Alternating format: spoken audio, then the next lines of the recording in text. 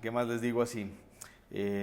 Como anuncios, antes de, asegúrense de estar viendo en las redes, bien sea en Instagram, en Face, o también los que tienen la posibilidad de estar en el grupo de Telegram allí, para que estén recibiendo el reto de la semana. Y puedan estar animándose los unos a los otros. Vi bastante interacción esta semana en redes, contestando la pregunta. Creo que pues un poco, ¿cómo es que se dice? Era una pregunta un poco pues fácil, ¿no? Les pusieron unas respuestas ahí en esa múltiple respuesta, que era como fácil de atinarle, ¿no? Espero que pues así continuemos interactuando, animándonos los unos a los otros. Bien, continuamos nuestro estudio. Para los que no estuvieron aquí la semana pasada, o vienen hoy por primera vez, estamos estudiando el Evangelio de Juan. El Evangelio de Juan. Entonces les invito a que abran sus Biblias en Juan. Estamos en el capítulo 1. Y ahí continuaremos el día de hoy. La semana pasada hicimos una introducción al libro de Juan. ¿Quién era Juan? ¿Por qué escribió el libro? Hoy vamos a retocar un poquito de esto. Es importante también para entrar en el contexto, porque hoy se habla de Juan en particular. Así que vamos a orar, vamos a pedirle al Señor que nos acompañe en este tiempo juntos. Así que les invito, inclinen sus rostros conmigo. Padre amado, esta mañana, Señor, queremos continuar adorándote por medio de nuestra actitud. Tal vez, muchas veces, al templo vamos, al congregarnos vamos, y vamos tal vez un poco cansados, tal vez un poco agotados, tal vez un poco cargados, Señor. Pero queremos esta mañana dejar todo esto a un lado y pedirte, danos hoy, Señor, la energía necesaria, el entendimiento necesario, todo lo que necesitamos. Quita de este entorno también las distracciones que puedan haber, para que cada uno de nosotros nos podamos conectar contigo a nivel personal. Guíanos por medio de tu Espíritu Santo en este tiempo. Es tu tiempo para con nosotros y es nuestro tiempo para dedicarte también a ti. Te lo pedimos en el santo y poderoso nombre de tu Hijo Jesús. Amén. Bien. Entonces, la semana pasada compartía con los que estuvieron aquí pues la visión que la iglesia tenemos para este 2023. Quienes no, pues tienen el beneficio de escuchar esto de nuevo. Digamos que yo estoy tomando en este caso el ejemplo de Jesús. Jesús en muchas ocasiones daba una enseñanza y en algunas otras ocasiones repetía esa misma enseñanza.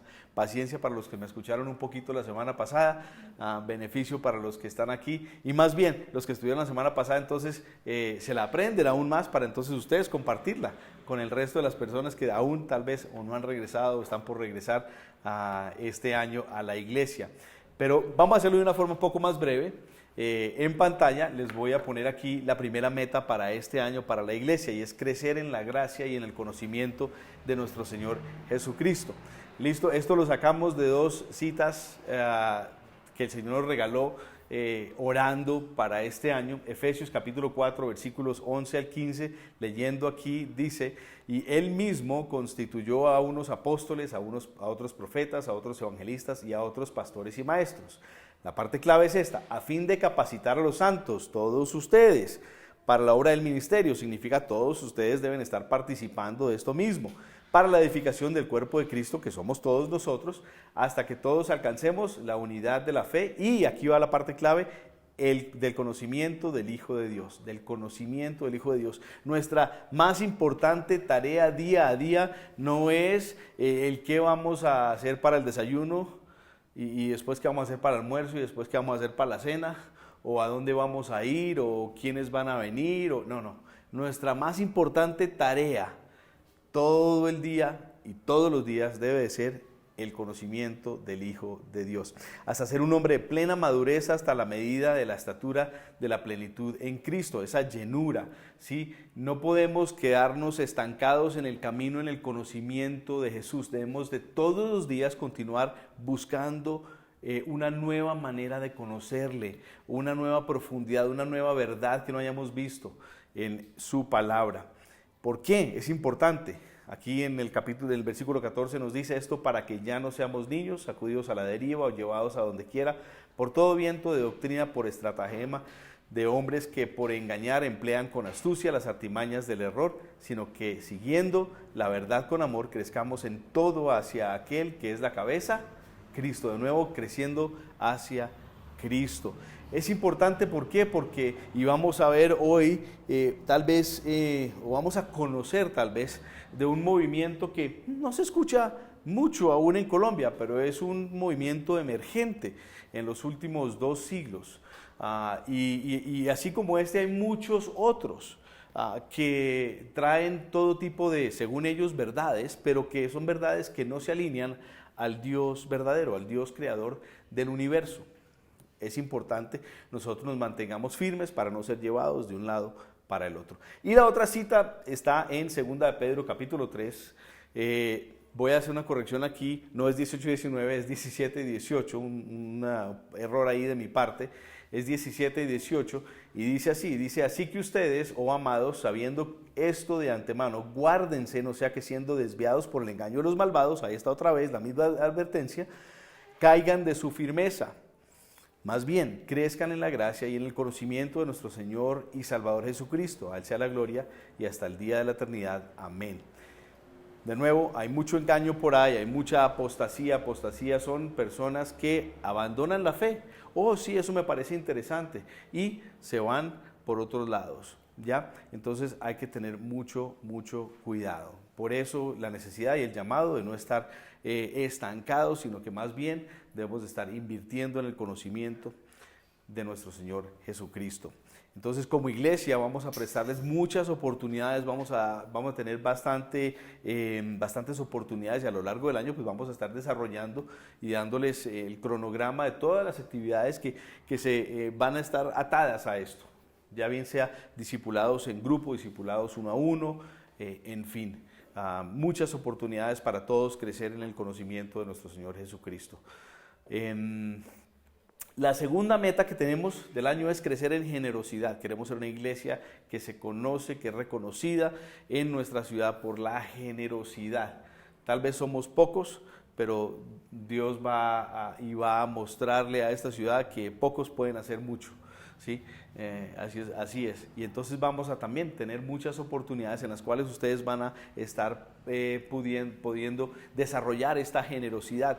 Una de ellas, todavía no tenemos todos los detalles y poco a poco se les contará porque estamos todavía finiquitando algunos detalles, pero tenemos, digamos así, una escuelita que estamos tratando de apadrinar, una escuelita en Cómbita. Entonces habrá oportunidad de que ustedes puedan venir con nosotros para ir allá y servir en esta escuela.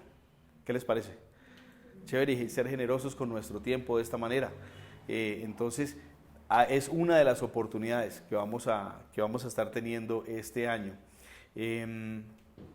Entonces, esta semana pasada, bueno, ya hablé, hubo un reto, muchos de ustedes respondieron al reto, chévere, en la parte de contestar la pregunta. Mi pregunta para ustedes ahora es, ¿leyeron más de la palabra? ¿Sí? Bueno, les animamos. El reto de la semana pasada es, seamos generosos con el tiempo en la palabra, ¿ya? Entonces, más generosos. Si leíamos el versículo del día, leamos el capítulo. Si leíamos un capítulo, leamos varios capítulos, ¿sí? Si leemos esporádicamente, hagamos un plan de lectura. Y hablando de plan de lectura, la semana pasada entonces les dijimos la previa del plan de lectura. Aquí tengo un ejemplo para ustedes, bienvenidos a llevarlo, lo compartimos ya en el grupo de Telegram, si no estoy mal tal vez ya lo compartimos también en el Face y en el Instagram, o lo podemos enviar a modo personal, por favor avísenle a Valentina y ella se los envía. No tiene fecha de comienzo y fecha de terminar, pero la idea son 52 semanas, entonces digamos que mañana comenzamos semana 1, si no hemos comenzado y si quieren comenzar este plan es genial. Este plan está dividido en género literario de la Biblia.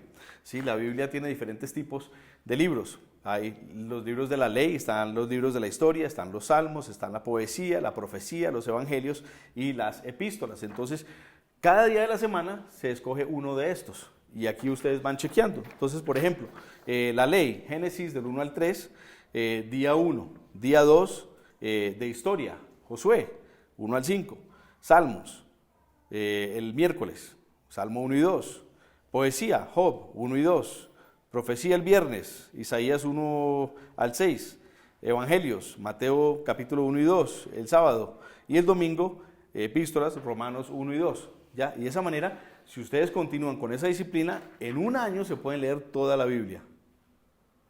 Chévere, de una forma distinta, dinámica, ¿sí? Y bueno, es un ejemplo. Si quienes deseen, simplemente se acercan allá a la mesita y pueden tomar el plan. Si lo quieren en modo digital, de nuevo nos avisan y se los enviamos.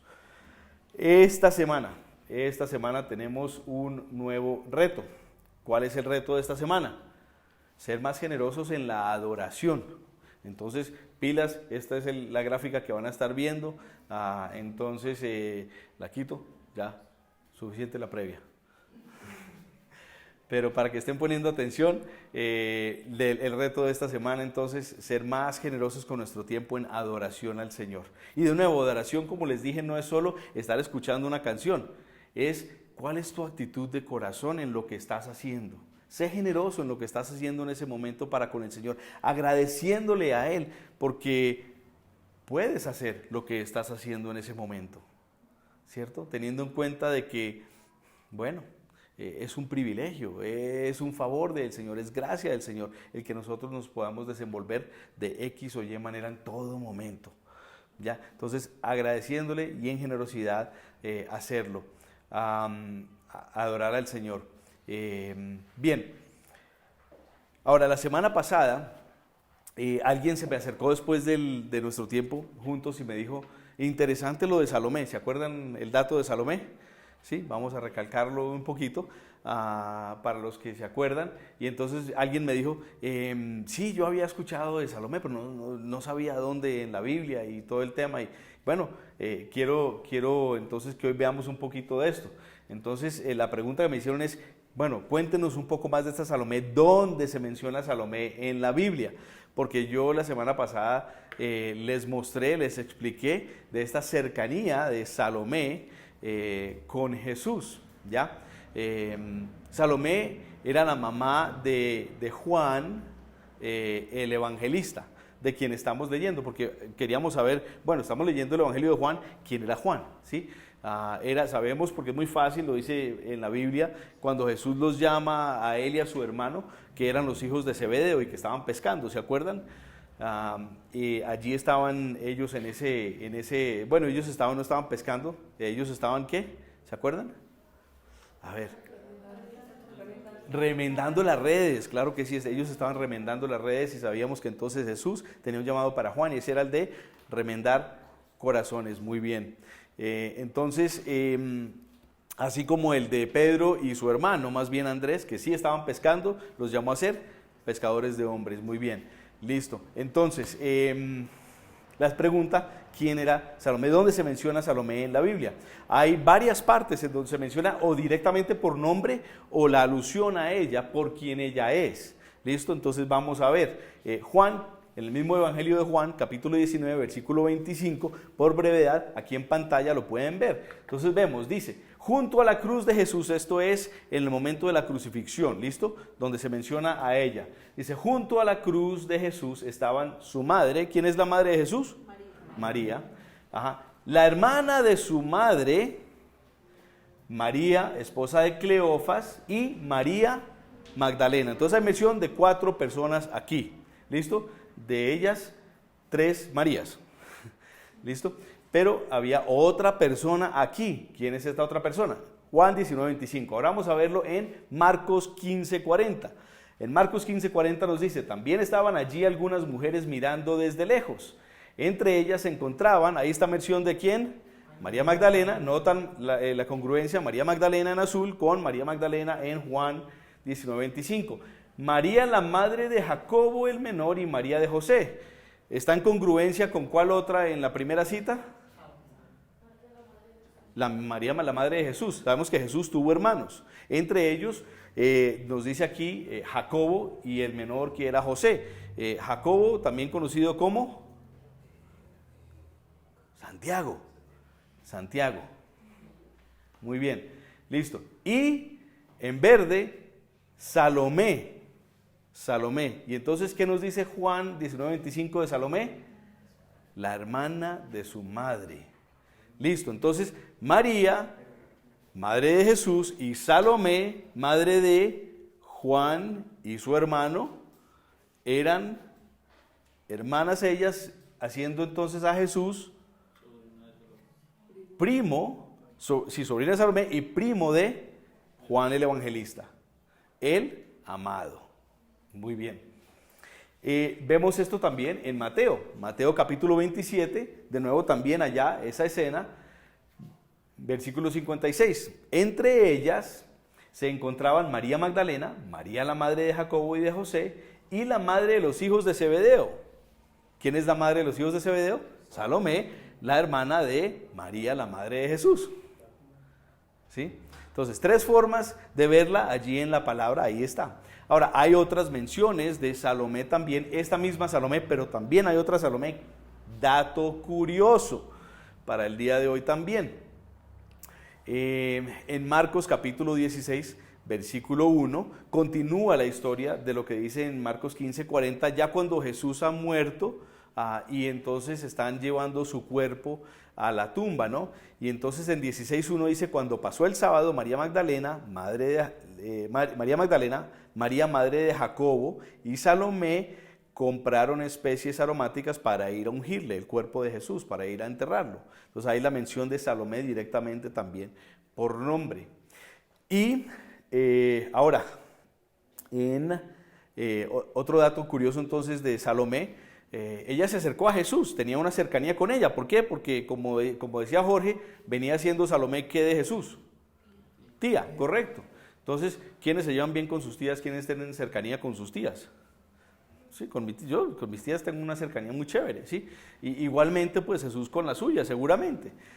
Y hay un momento, ustedes se acuerdan que entonces la madre de los hijos de Zebedeo se acerca a Jesús a pedirle un favor. ¿Sí se acuerdan? Cuenta, Ivette. Ay, yo. Pues dices que se acuerda. Pues que Salomé se acerca y le dice al Señor Jesús que quiere que sus hijos se sienten uno a la derecha y otro a la izquierda. Exactamente, pero en la Biblia nos muestra el recuento como la madre de Juan y su hermano se acerca a Jesús a pedirle un favor. Pues ya sabemos que tenía esa cercanía, era la tía. Claro, de razón, decirle, oye, pues o sea, son tus primos, ¿sí? Que se siente uno a la derecha, que el otro se siente a la izquierda, ¿verdad? Interesante, ya vamos conectando los puntos. Bueno, una que no se conecta tanto, pero interesante también la mención de Salomé, y no se menciona por nombre, pero hay uno de los historiadores, y ella ha mencionado varios de estos historiadores que son importantes, tal vez nosotros nos alimentemos de estos datos que ellos que dejan grabados de antaño, algunos de ellos judíos como Josefo, que habíamos hablado el año pasado mucho en Hechos, en el recuento del libro de Hechos. Y bueno, precisamente este historiador judío, Flavio Josefo, habla de una Salomé. Ahora, dato curioso porque hoy vamos a hablar de alguien que no le fue muy bien con esta Salomé. Salomé, en Mateo capítulo 14, versículo 18, es mencionada. Mateo 14, 18. Es el recuento, ¿qué oye, Olito? En Mateo 14, 18, voy a ir allí un momentico.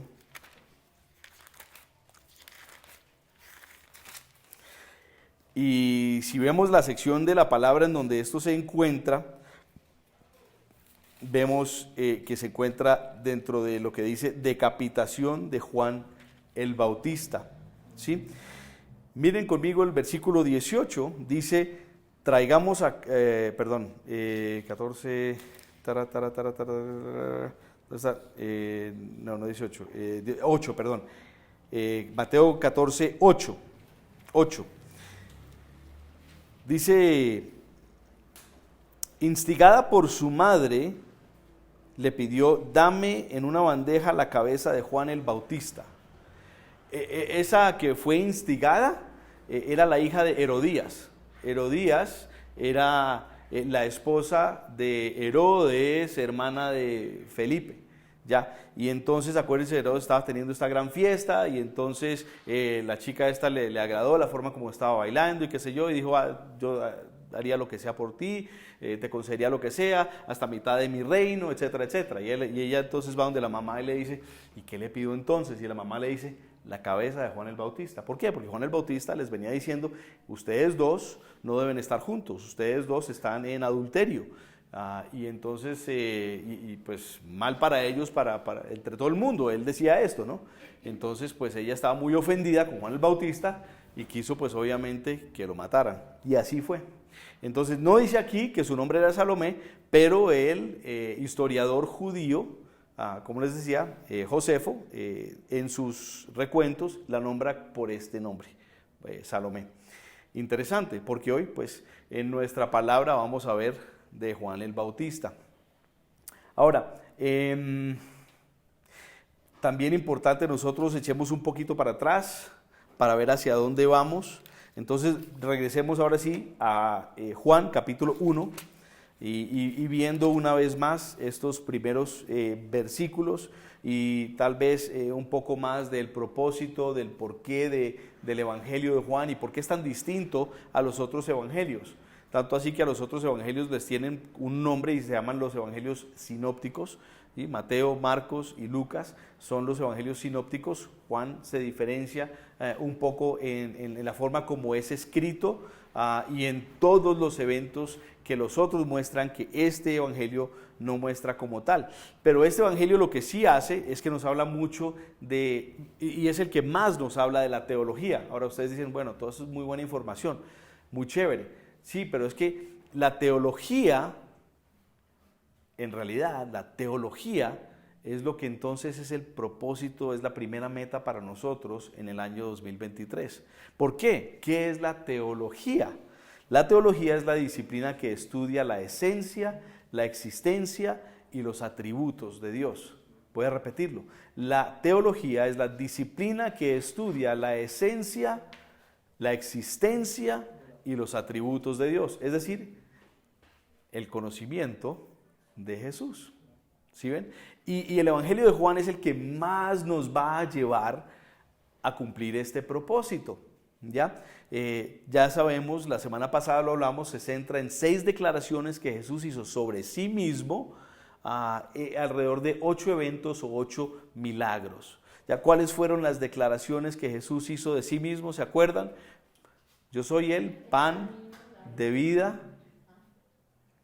¿Qué más? Yo soy el camino, la verdad y la vida. Yo soy el buen.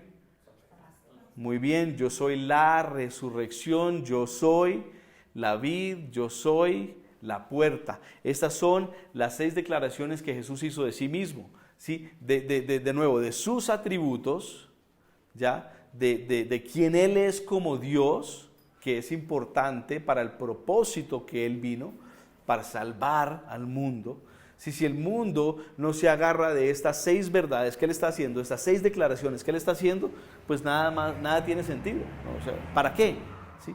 Pero si nos agarramos de estas declaraciones, entonces cumplimos con el propósito de acercarnos a Dios por quien Él es y por la necesidad que nosotros tenemos de Él en nuestras vidas.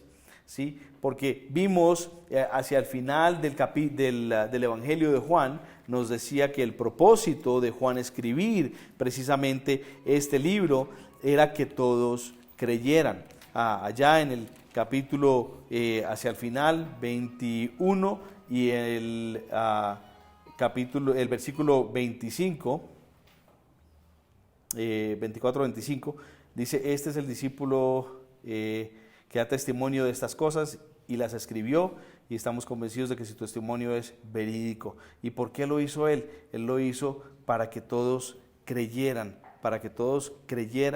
en Jesús. Fue la razón por la cual Él lo escribió. Capítulo 20, versículo 30, Jesús hizo muchas otras señales milagrosas en presencia de sus discípulos, las cuales no están registradas en este libro. Pero estas se han escrito para que ustedes crean que Jesús es el Cristo, el Hijo de Dios, para que al creer en su nombre tengan vida. Y eso es algo que vamos a repetir el día de hoy.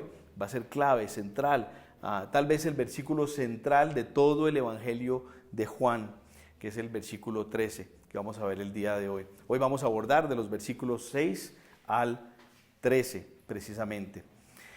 Ahora, antes de eso, importante, de nuevo nosotros entender de esta deidad de Jesús, ¿sí? El hecho de que Él es Dios, de que Él no simplemente fue alguien que de repente Dios dijo, vamos, así como creamos a Adán, vamos a crear a este para que salve también a la humanidad. No, miren de nuevo conmigo, vamos a regresar al versículo 1. Y en el versículo 1 nos dice, en el principio ya existía el verbo, y el verbo estaba con Dios. Esa palabra estaba con Dios es clave, ¿sí? Porque nos da a entender que no fue que en algún momento Jesús fue creado, Él ya era, ya estaba, ¿sí? En el principio era el verbo, no dice en el principio fue creado el verbo, en el principio era el verbo. La traducción al lenguaje actual dice, antes de que todo comenzara ya existía aquel que es la palabra. La palabra estaba con Dios y la palabra era Dios. ¿Y por qué es importante esto? De nuevo, entendiendo la palabra teología y el hecho de que nosotros tenemos que conocer más a Jesús. Yo creo que esta declaración nos va, o a mí por lo menos, yo les voy a decir a ustedes, porque acuérdense que yo estudio esto para mí. Sí, yo les comparto de lo que yo estudio, pero esto yo para mí. Y a mí esto me llevó a tener una apreciación aún más grande por Jesús. ¿Listo? La declaración es la siguiente: solo la santidad eterna podía santificar. Solo la santidad eterna podía santificar. Jesús, siendo Dios, es santo, santo, santo, incorruptible, nada malo en Él, ni un pensamiento, nada en absoluto. Y Él tenía que venir como esa santidad para entonces santificar, volver nuevo hacia la santidad, lo que en un principio fue santo. Todo lo que Dios creó, dice en la creación, en el relato del Génesis, fue bueno. Léanlo. Génesis capítulo 1 y capítulo 2, y Dios creó y vio que todo estaba bien. Y Dios creó y vio que todo estaba bien. Y todo estaba bien. ¿Hasta cuándo? Hasta cuando el hombre la embarró. ¿Sí?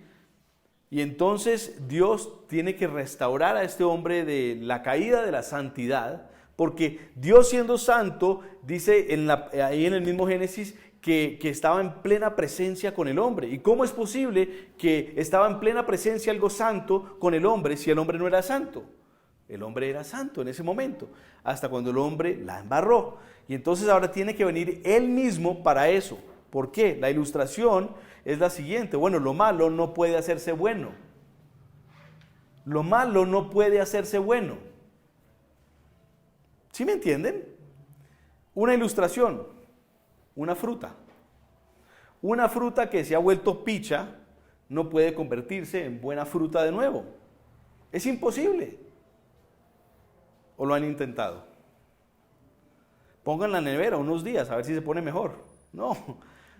¿Sí? Continúa en descomposición. ¿Sí? Lo único que puede hacer un fruto nuevo es ¿qué? La fuente de ese fruto. ¿Cuál es la fuente nuestra? Dios. Dios. Solo la santidad eterna, Jesús, podía santificar. No había ninguna otra manera. No había ninguna otra manera. Y entonces solo Cristo puede hacer de un pecador una nueva criatura, una persona nueva. Yo sé que solo Cristo pudo haber hecho en mí lo que en mí era necesario para no ser aquel hombre que yo era antes.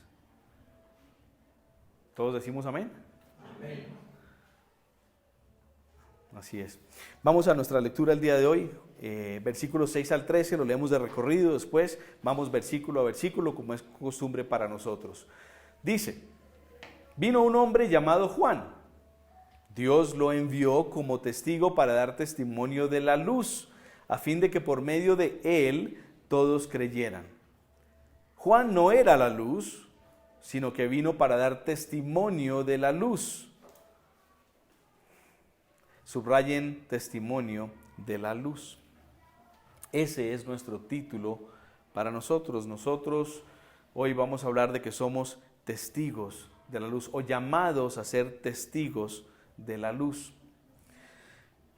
Esa luz verdadera, la que alumbra a todo ser humano, venía a este mundo. El que era la luz ya estaba en el mundo y el mundo fue creado por medio de él, pero el mundo no lo reconoció. Vino a lo que era suyo, pero los suyos no lo recibieron. Mas a cuantos lo recibieron, a los que creen en su nombre, este es el versículo clave, estos versículos aquí, más cuantos lo recibieron, a los que creen en su nombre, les dio el derecho de ser hijos de Dios, de volver a ser nuevos, de ser santificados. Estos no nacen de la sangre, ni por deseos naturales, ni por voluntad humana, sino que nacen de Dios. De nuevo, la alusión a que solo la santidad podía cumplir esto. Solo Cristo puede quitar el pecado del mundo. Nada más, nadie más, ninguna forma.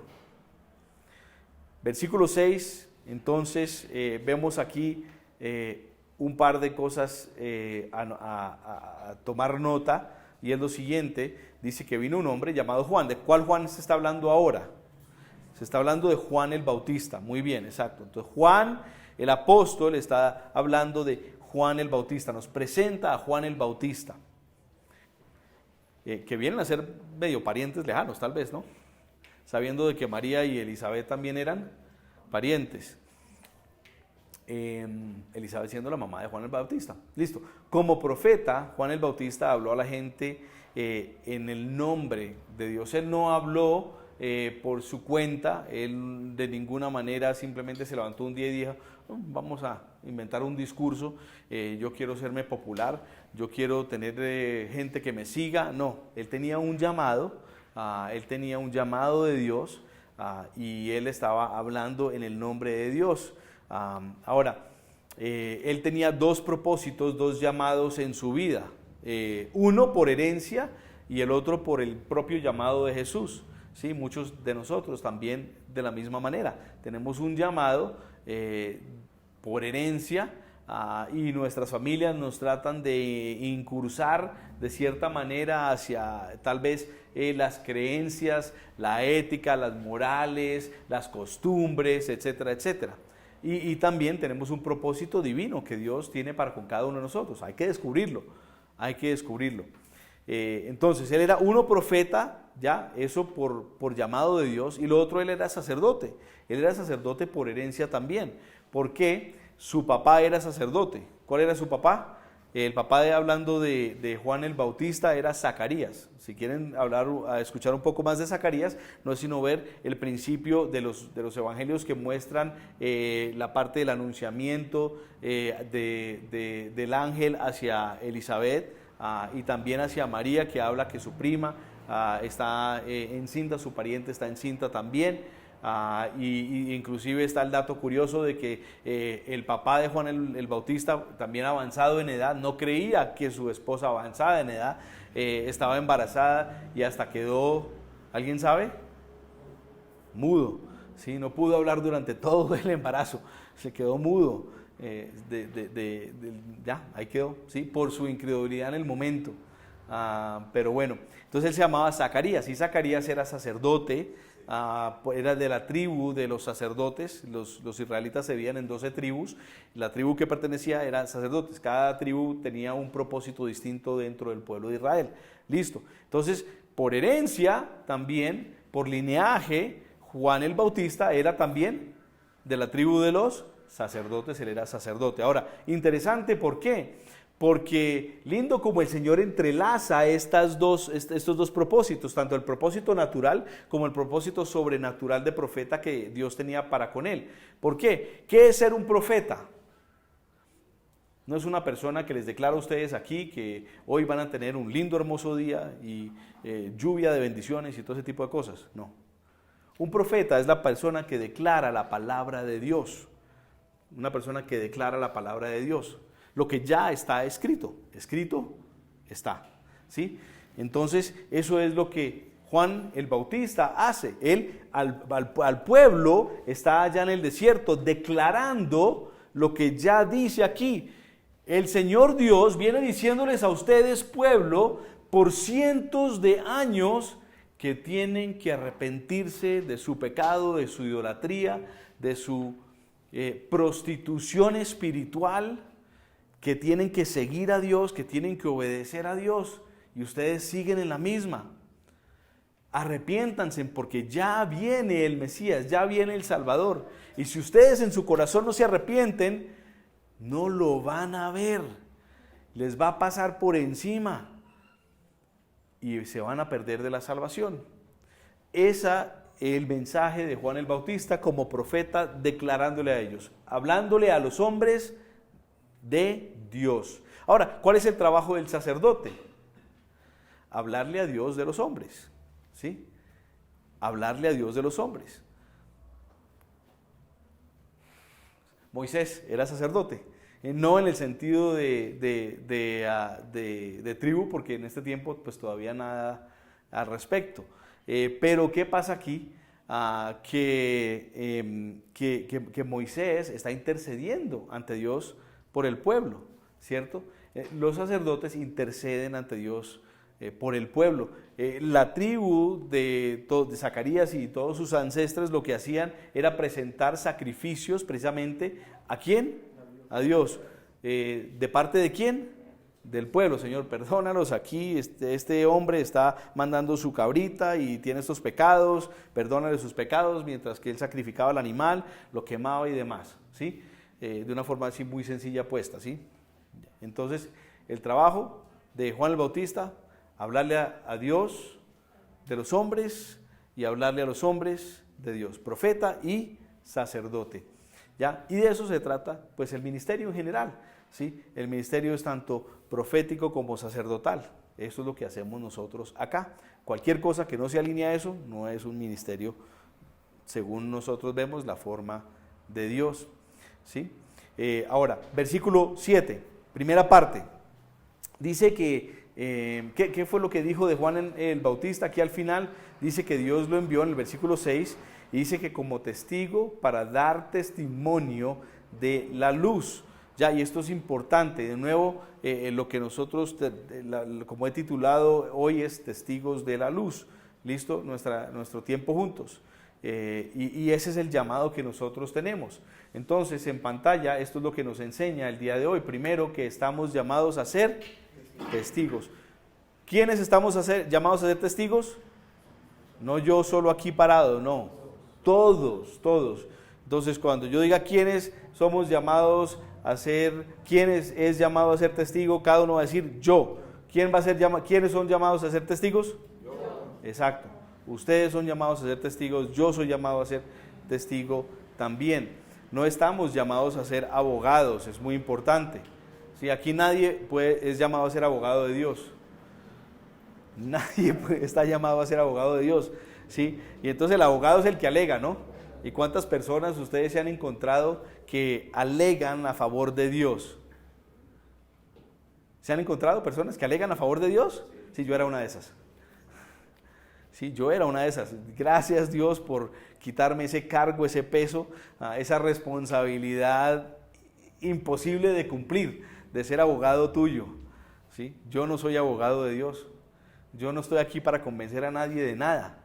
Yo soy aquí y ustedes están aquí para cuando hablen con las personas, decirles más bien lo que el Señor ha hecho, está haciendo y seguirá haciendo en cada uno de ustedes, en mí. ¿Sí? Sencillo. ¿Sí? Y muchas veces es que nosotros complicamos el asunto. O tal vez malinterpretamos o no entendemos y entonces ni siquiera nos aventuramos a hablar con unas personas que conocemos hasta bien para decirles algo. Nos quedamos, más bien, venga, lo invito a la iglesia y escuche, que allá le dicen, ¿sí? No, ustedes son llamados a ser testigos de la luz. Yo soy llamado también a ser testigo de la luz. No estamos llamados a debatir, a discutir o a convencer a nadie, sino más bien a compartir la verdad, toda la verdad y nada más que la verdad, ¿sí? ¿Y cuál es la verdad? Lo que nosotros vemos evidencia también en nuestras vidas, ¿sí? De que Dios está haciendo en nosotros. En Primera de Pedro capítulo 2 versículos 9 al 11, no tienen que ir allí, pueden tomarlo como nota y leerlo después. Sabe que dice que ustedes, cada uno de ustedes, ustedes somos un real sacerdocio. Real sacerdocio. Primera de Pedro capítulo 2 versículos de 9 al 11. Real sacerdocio. Primera de Pedro capítulo 2 versículos 9 al 11. ¿Sí? ¿Y qué les dije de que hace el sacerdote? Habla a Dios de los hombres. Ustedes intercedan también entonces ante Dios por los hombres. Un lema que yo siempre he tratado de cumplir es hablarle a Dios de los hombres antes de hablarle al hombre de Dios. Hablarle a Dios del hombre antes de hablarle al hombre de Dios.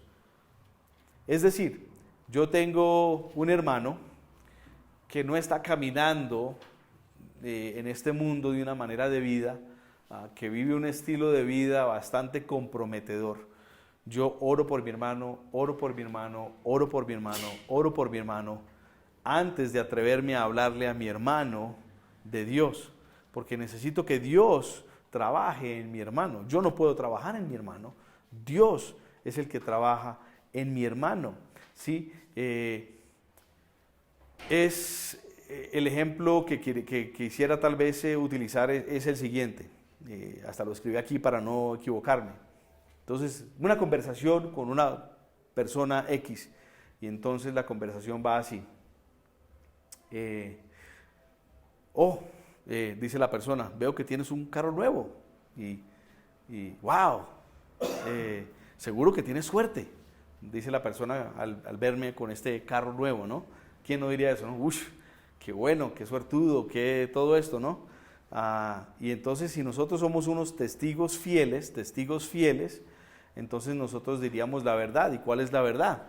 Bueno, diríamos, no, yo no tengo suerte. Más bien, estoy bendecido, soy bendecido. ¿Sí? El Señor me proporcionó este carro. El Señor dio para este carro. El Señor trajo este favor para mi vida. La misma persona, otro escenario. Uy, veo que tu carro nuevo se lo remolcaron, se lo llevaron, se lo llevó la grúa. Debe estar como triste, como bravo, como enojado, como airado. Y entonces si somos testigos fieles, ¿qué diríamos? ¿Qué diríamos en esta ocasión? No, yo sé que Dios lo va a resolver, Dios se va a encargar de todo, no me preocupo, ¿sí? Dios lo tiene bajo control, ¿sí? ¿Y por qué? Porque Dios tiene todo bajo control.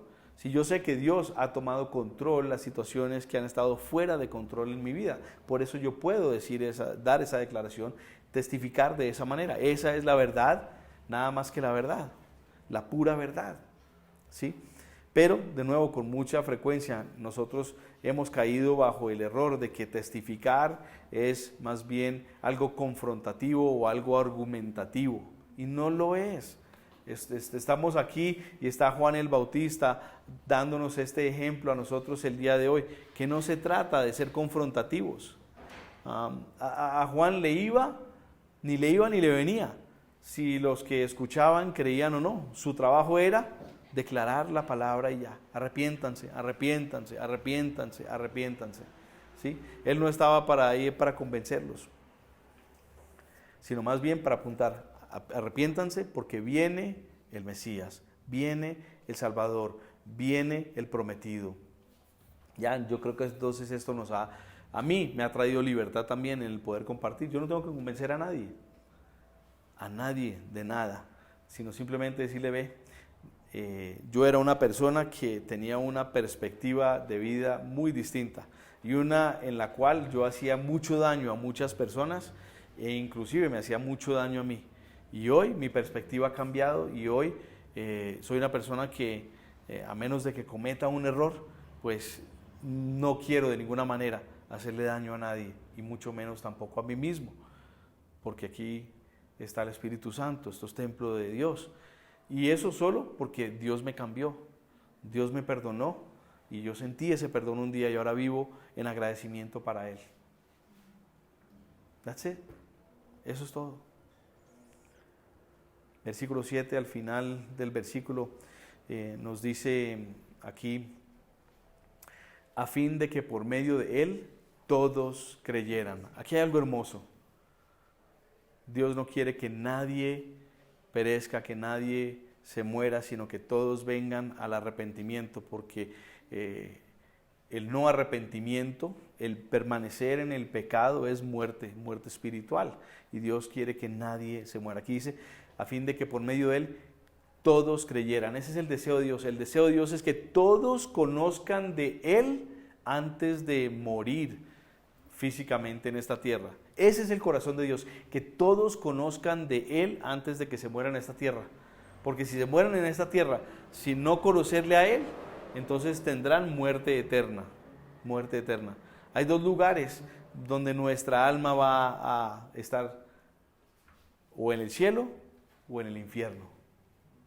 Es tan sencillo como eso. No hay un intermedio, no hay un cambio de un lugar al otro. La misma Biblia lo declara. Eso es una mentira, eso es falso. No existe ninguna otra manera. En el recuento de Lázaro y el pobre, ahí está, léanlo. Hay un abismo y nadie puede pasar de un lado para el otro ni del otro para el uno. Dice en 2 de Pedro capítulo 3 versículo 9, el Señor no tarda en cumplir su promesa según entienden algunos la tardanza. Más bien, Él tiene paciencia con ustedes, porque no quiere que nadie perezca, sino que todos se arrepientan. El deseo del corazón de Dios es que ninguna persona muera sin conocerlo. Y entonces, ¿qué nos enseña esto a nosotros? Pues si nosotros somos testigos de la luz, tenemos que manejarnos de la misma manera, tenemos que tener el mismo corazón que Dios tiene. Nuestro corazón debe ser entonces un corazón inclusivo y no exclusivo en cuanto a compartir el Evangelio. Ahora, yo sé que ninguno de nosotros dice, no, esa persona no es digna de conocer de Dios. Esta sí, pero esta no. Yo sé que ese no es el corazón de nosotros. Entonces, entiendan el mensaje, porque es que muchas veces, no siendo ese nuestro corazón, nosotros somos exclusivos en cuanto al Evangelio. Por omisión. No por comisión, sino por omisión. Porque no compartimos cuando debemos de compartir. Estamos siendo exclusivos, no inclusivos. Y la tarea para nosotros, Juan el Bautista, a diestra y a siniestra, criticábanle lo que le criticaban, él simplemente compartía. A donde alcanzaba la voz suya, que le escucharan, allá llegaba la declaración.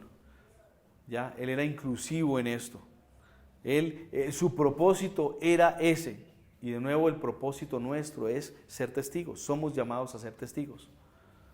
Entonces, simplemente hagámoslo, a diestra y a siniestra. Aquí hay personas hoy en día porque hay otra personita que se ha tomado esto a pecho. Y ha empezado, no estando mucho tiempo aquí en la ciudad, y simplemente de todo el mundo habla de Dios, con todo el mundo habla de Dios, con todo el mundo habla de Dios. Y eso se trata. Y créanlo o no, eso también ha traído convicción a mi corazón, porque yo he tenido momentos, claro que sí, en los cuales he sido muy exclusivo con el Evangelio, porque no tengo tiempo, porque voy para allá, porque tengo una cita, porque estoy enfocado en esto, porque estoy meditando en lo otro, por lo que sea.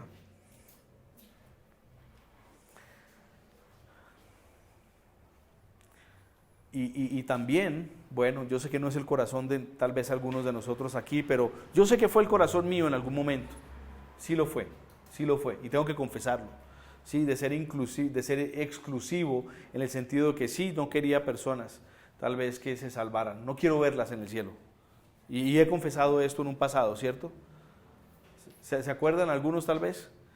Sí, ustedes los que vienen conociéndome de tiempo atrás saben que yo fui abusado sexualmente de niño. Y yo a esa persona hubo tiempo en que se pudra en el infierno. Yo no quiero saber nada de esa persona.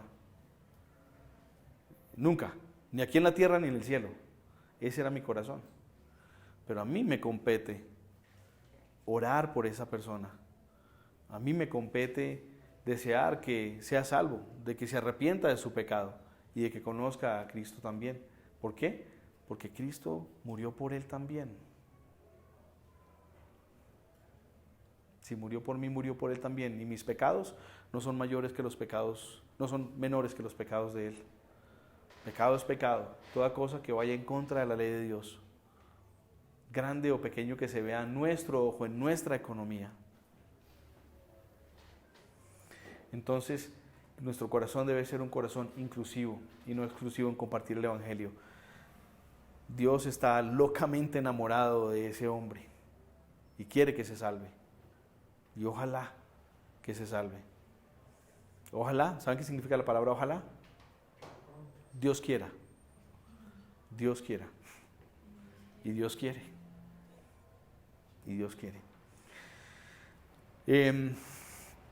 Hablando de teología un poco y de la esencia de Dios precisamente, por eso yo rechazo la teología humana, o sea, las creencias humanas, los debates que empiezan a surgir inclusive dentro de la iglesia, porque hay hombres que piensan de esta manera y hombres que piensan de esta manera con respecto a lo que dice Dios, y yo quiero alejarme lo más que pueda del pensamiento del hombre.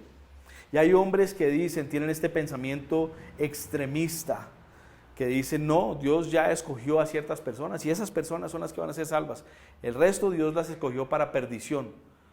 Yo estoy completamente en desacuerdo con eso,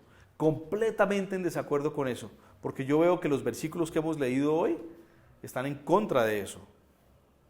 ¿Sí? Yo me alejo de esa enseñanza ultracalvinista que dice que Dios ya ha determinado que algunos nacen para ser condenados. Yo creo que la escritura que nosotros vemos aquí y que dice Juan fue enviado para testimonio de que todos a través de él pudieran creer. ¿Sí? La palabra todos, Angie lo decía hace unas semanas atrás y yo lo he dicho también en ocasiones atrás, en el griego, ustedes saben qué significa la palabra todos, es muy curioso. Todos. Es una palabra netamente inclusiva. No hay apertura para nada más. Versículo 8. Dice que Juan no era la luz, sino que vino para dar testimonio de la luz. Sí, en el momento en que Juan escribió su evangelio, por allá en el año 75 después de Cristo, más o menos, la gente ya estaba empezando, créanlo o no, a adorar a Juan el Bautista. Juan el Bautista se había convertido en un ídolo para muchos. Interesante, ¿no? No muy retirado de la muerte de Cristo, el Salvador, el Mesías. Y ya Juan era ahora uno que estaba siendo venerado, idolatrado de la misma manera que Jesús. Ahora, les dije antes que hay un movimiento, hay un vertiente que está creciendo en el mundo y viene creciendo de hace unos siglos atrás. Por allá en el año 1844 fue que comenzó. Tal vez algunos lo han escuchado, tal vez ninguno lo ha escuchado, pero se llama el bahaísmo. No sé si han escuchado el bahaísmo o no, pero eso es algo que está creciendo en popularidad, porque es algo muy inclusivo, ¿ya? Es una de esas creencias que dice que hay muchos caminos, ¿cierto? Muchos caminos para llegar a Dios. Pero de nuevo, una de las grandes declaraciones, si no la más grande declaración que Jesús hizo sobre sí mismo es que Él es el camino. Ya, Él es el camino. No hay camino más que Jesús, ¿sí? Pero hay vertientes que están diciendo, no, Jesús era un buen hombre, sí, reconocemos, enseñanzas espectaculares, ¿sí? Transformativas, total, pero también Juan el Bautista, pero también Buda, pero también Mahoma y demás. Y estos movimientos están creciendo. ¿Por qué?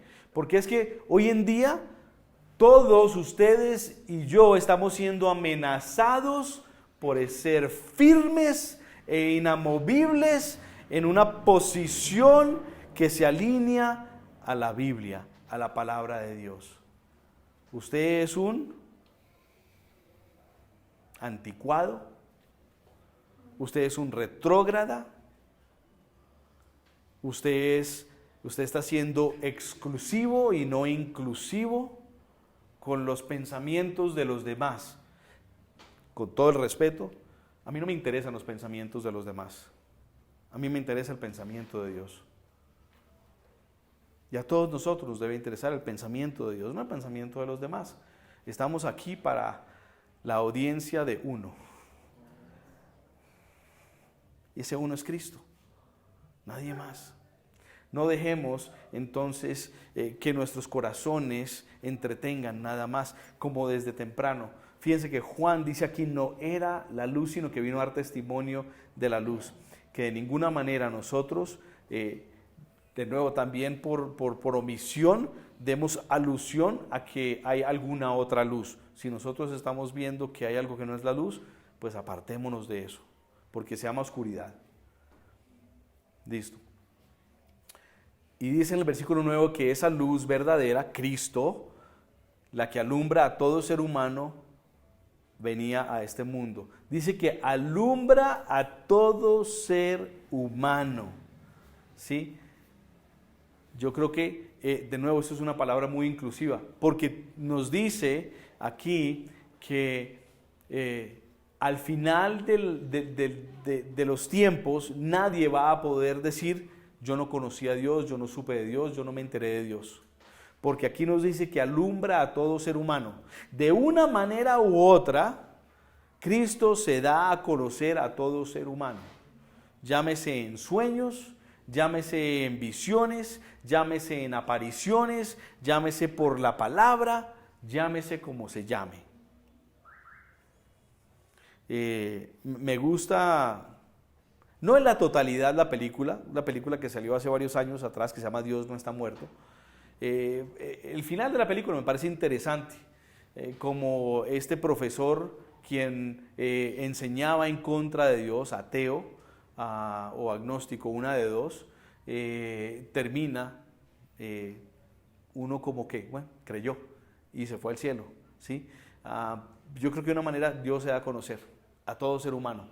Conozco de personas en particular con quienes he compartido tiempo sirviendo, que tuvieron ese tipo de experiencia y para ellos fue real. Yo no puedo desmentirles, porque eran personas completamente distintas antes de esa experiencia. Eran malos perversos, pero hoy en día no son ni malos ni perversos intencionalmente. De nuevo, todos somos humanos y todos erramos. Pero busca honrar a Dios más bien en todo y en todo su entorno laboral, etcétera, etcétera, etcétera.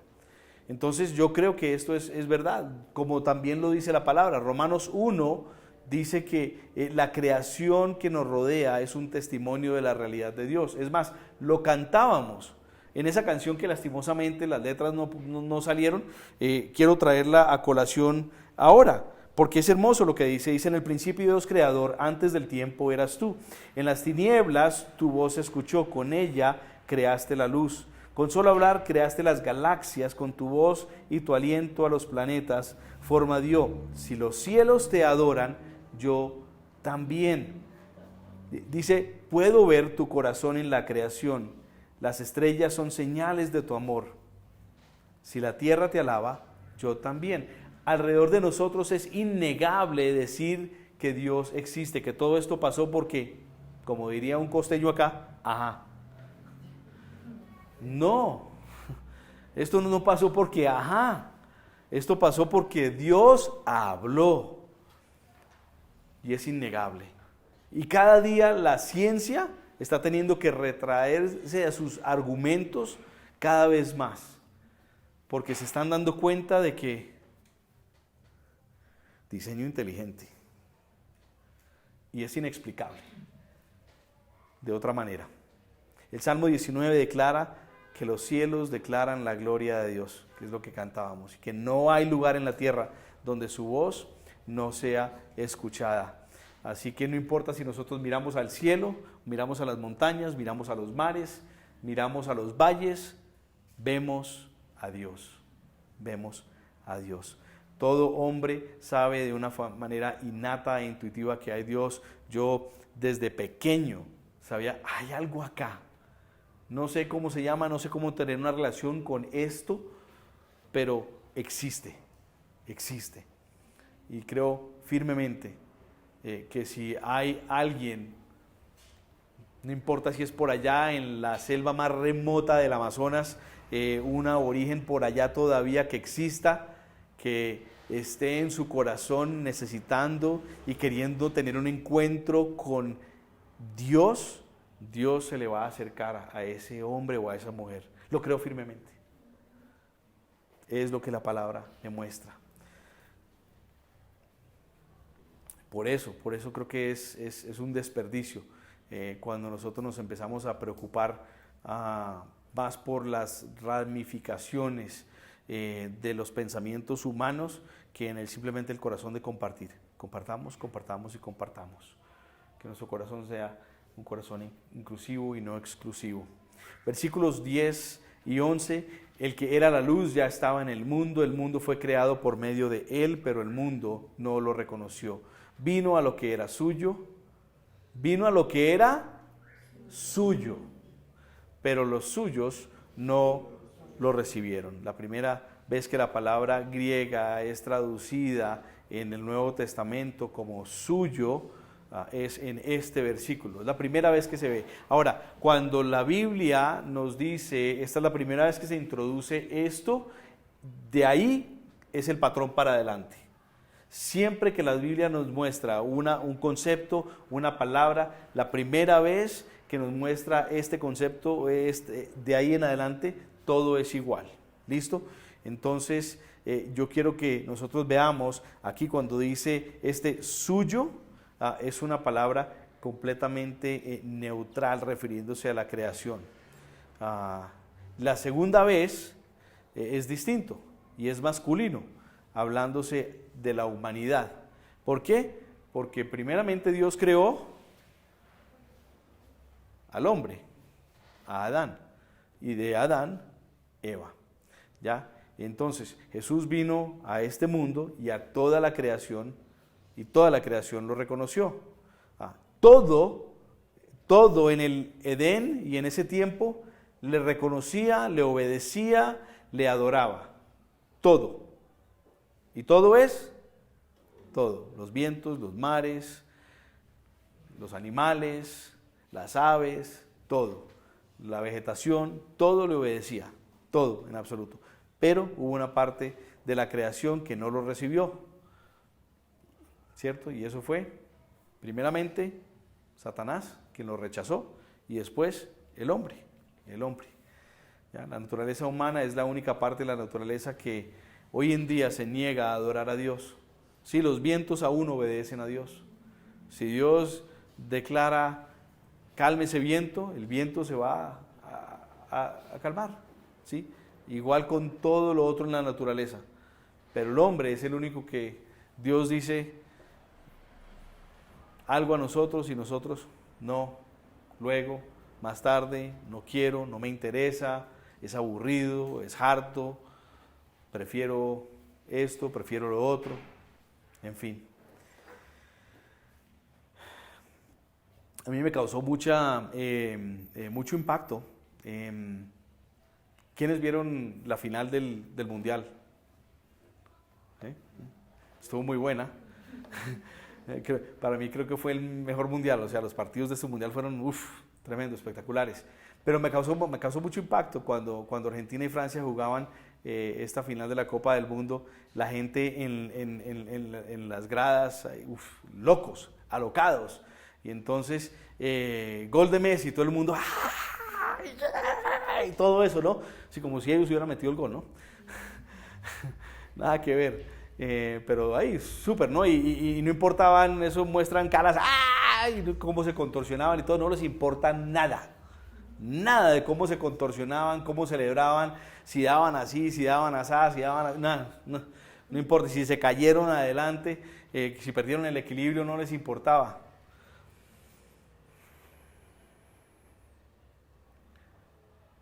¿A cuántos de nosotros, tal vez en un pasado o tal vez aún hoy en día, nos importa cómo nos vemos cuando estamos aquí adorando al Señor? ¿Cómo nos vemos? No, hace el ridículo.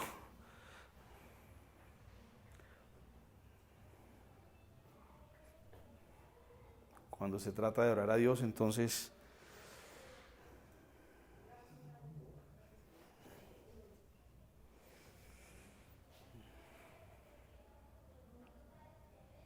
ojalá que cuando terminemos hoy y adoremos, háganlo como si estuviera celebrando el gol de Messi. Porque es que es mucho mejor que el gol de Messi. Es nuestra salvación la que estamos celebrando. Amén. Amén.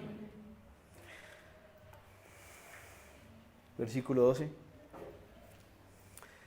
Aquí, esta es una de estas grandes palabras. Es la palabra, tal vez una de las palabras más pequeñas en la Biblia, pero a la misma vez las más grandes en la Biblia. Versículo 12. ¿Cuál es la palabra? Pero.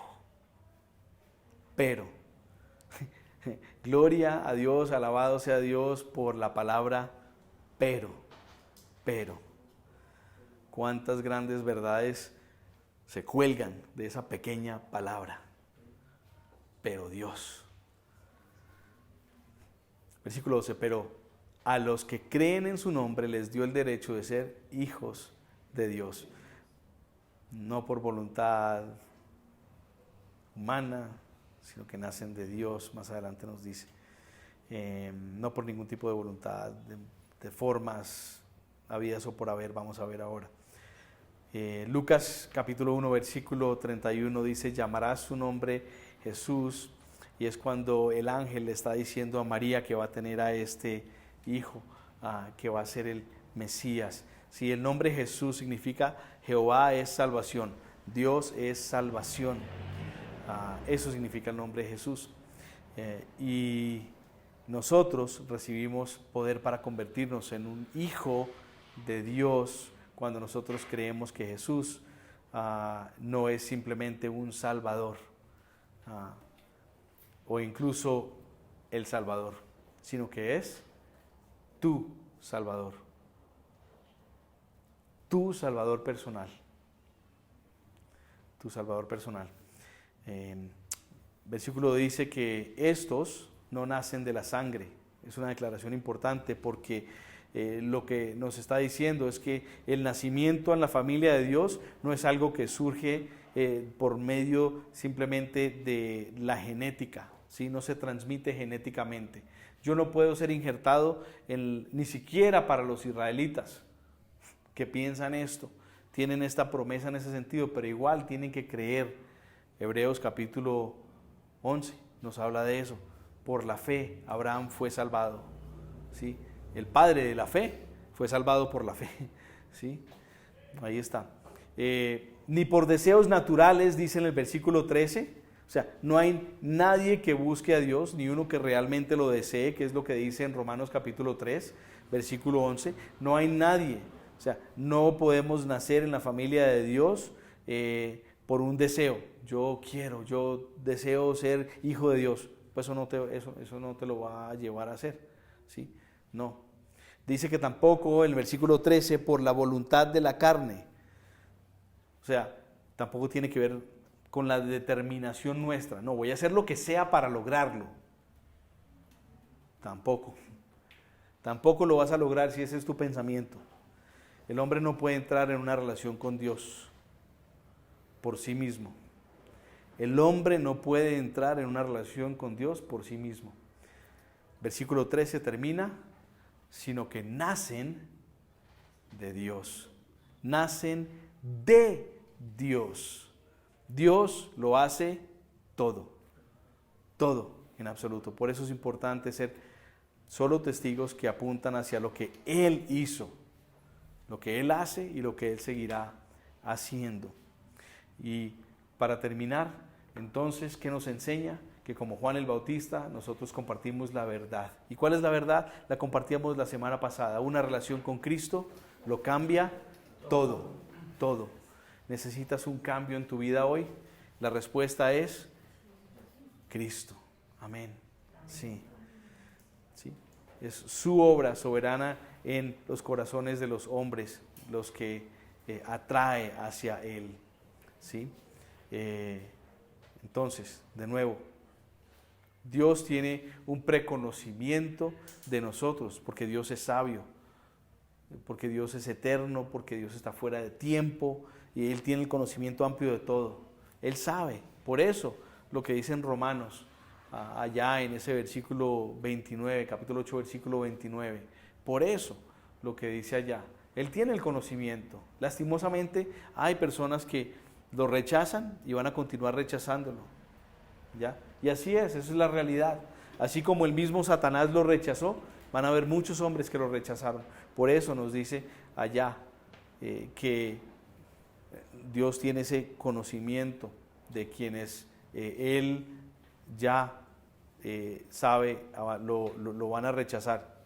Y por eso ese escogimiento de los que sí lo van a elegir a Él, digámoslo así, como su Dios, como su Señor, como su Salvador.